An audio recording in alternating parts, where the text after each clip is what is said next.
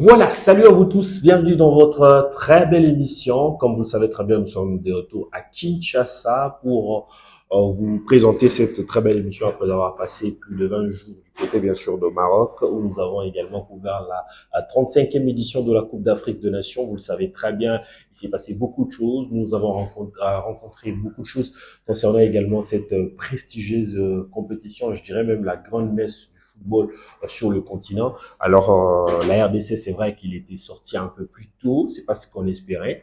On voyait les RDC jouer les demi-finales, mais malheureusement, ils ont été battus dans le huitième des finales face à l'équipe de l'Algérie. Ces derniers à Kinshasa, nous allons justement parler de cette très belle formation qui se prépare pour ces prestigieuses barrages qui va donc avoir lieu au mois de mars prochain, où nous saurons également si la RDC va obtenir sa qualification ou pas. Mais avant de débuter cette très belle émission, nous allons justement aborder cette question concernant bien sûr Cédric Bakambu. Les infos du jour: Cédric Bakambu a rejeté l'offre des Genoa, un club évoluant également en Serie A en Italie. Donc vous allez comprendre que Cédric Bakambu ne veut pas également jouer ces championnats parce qu'il a été sollicité à plusieurs reprises par de grands clubs comme Florentina, d'autres clubs. Il y a même des rumeurs qui sont sorties qu'il serait également dans la tablette de la Juventus de Turin. C'est des équipes comme ça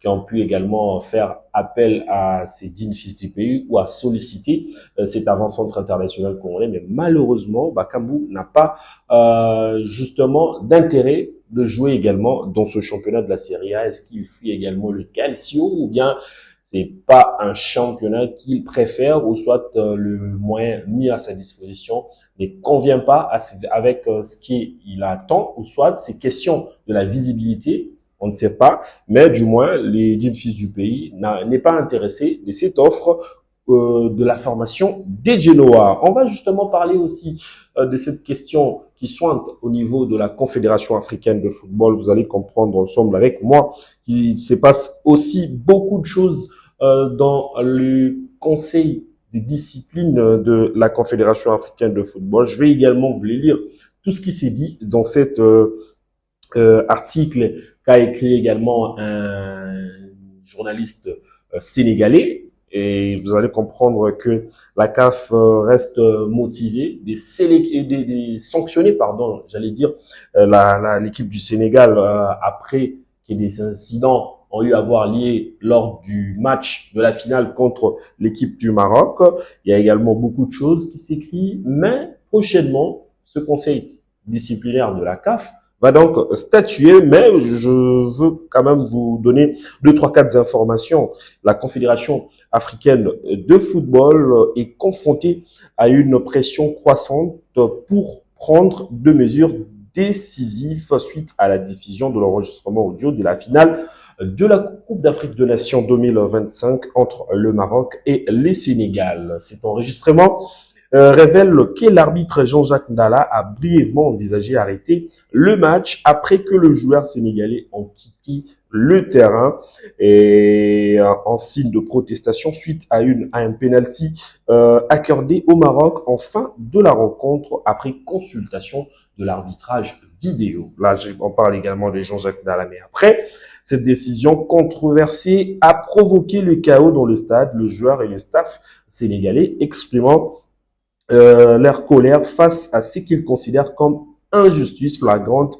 Le sélectionneur du Sénégal, Pape Thiaw, a ensuite dit à ce poulain de bien vouloir quitter le stade, une décision émotionnelle qu'il a reconnue lors de la conférence de presse d'après-match, et a pu également demander pardon au monde du football, mais cela ne s'arrête pas là. L'incident a suscité une vive émotion internationale. Gianni Infantino, président de la Fédération internationale de football association, a fermement condamné cette sortie des terrains, soulignant que l'abandon du terrain et toute forme de désordre n'ont pas de place dans le football, et encore moins sur plus de grandes scènes continentales. Alors vous allez comprendre que les Sénégal pourraient également être suspendus. Il y aura également une lourde suspension, mais en attendant cela, la commission de discipline de la CAF va statuer ce mardi pour savoir si et seulement si ils vont être suspendus pour combien de temps. Est-ce qu'ils vont encore jouer le prochain Coupe d'Afrique des Nations ou bien la Coupe du Monde 2026? On ne sait encore rien. Il n'y a rien en termes de décision qui est donc sorti du côté de la FIFA ou de la Confédération africaine de football. On va justement terminer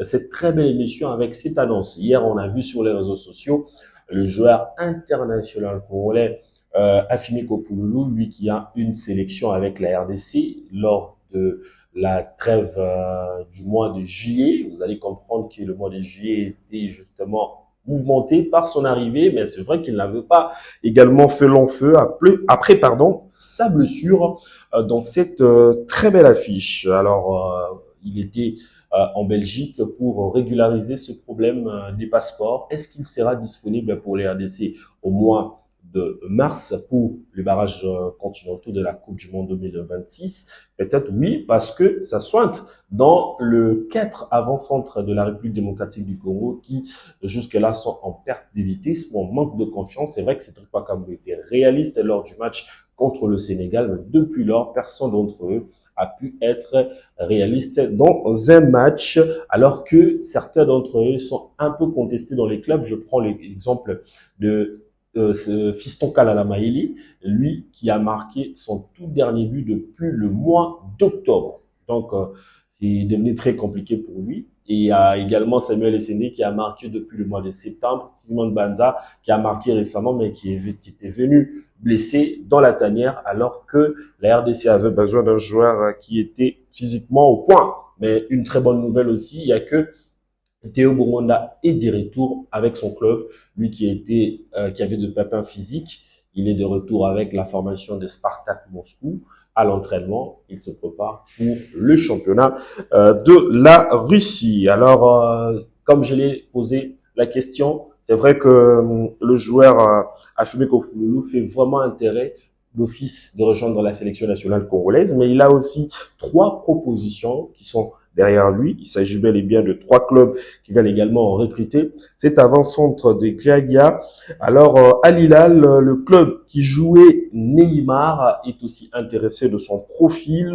Malheureusement, Afimi Kopouloulou a refusé d'aller rejoindre l'Arabie Saoudite et il veut l'Europe. Donc, il est resté en Europe. Mais après que son club Jagiellonia se met d'accord avec Al Hilal et son manager qui est d'accord aussi. Le club pousse Afimigo à la signature puisqu'il y a une très grande somme qui reste là il reste disponible pour l'international congolais. Alors on va terminer avec la formation de Real Valladolid qui veut aussi recruter Afimi Kopouloulou et devrait attendre jusqu'à la fin de la saison ou en juin lorsque le joueur sera en fin de contrat pour rejoindre cette très belle formation en joueur libre. Et enfin, l'information a été donc certifié par son oncle Bismarck qui a pu également livrer ses informations à la presse, question de bien vouloir s'enquérir de la situation. Et puis il a ajouté que le club suisse de Basel est aussi derrière cet avant-centre congolais. Alors on espère bien il trouvera également un point de chute après que cette saison puisse terminer, avant de rejoindre la RDC s'il sera qualifié pour la Coupe du Monde 2026. Merci à vous tous de vous abonner, de partager nos différentes vidéos et de faire des commenter en bas. Alors, ça nous aidera également à améliorer ce grand travail que nous voulons également faire pour la découverte de nos internationaux et pourquoi pas parler également de la RDC avant cette prestigieuse compétition, de ces mini-compétitions ou mini-tournois continental qui est donc le barrage de la Coupe du Monde 2026. D'ici là, portez-vous bien et à très bientôt.